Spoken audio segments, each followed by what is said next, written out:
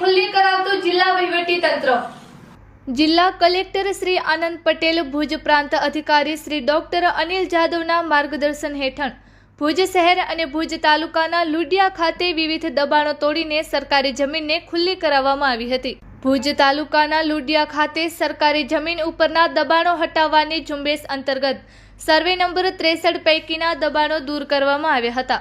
મામલતદાર Shri A.N. Sharma અને જિલ્લા વહીવટી તંત્રની ટીમ દ્વારા લુડિયામાં 2 શખ્સો દ્વારા ગેરકાયદેસર ઊભા કરવામાં આવતા કોમર્શિયલ પ્રકારના દબાણો તોડીને અંદાજિત રૂપિયા 9 લાખની 10,000 ચોરસ મીટર સરકારી જમીનને ખુલ્લી કરાઈ હતી।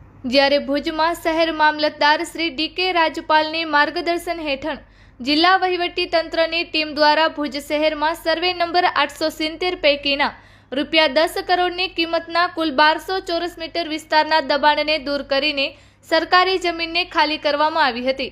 આ કાર્યવાહી દરમિયાન દબાણ કરતા શખ્સો દ્વારા ગેરકાયદેસર રીતે ઊભા કરવામાં આવેલા કાચા દબાણો, દુકાનો, શેડ, કેબિન વગેરે દૂર કરવામાં આવ્યા હતા તેમ ભુજ પ્રાંત અધિકારી શ્રી ડોક્ટર અનિલ જાદવ દ્વારા જણાવાયું હતું।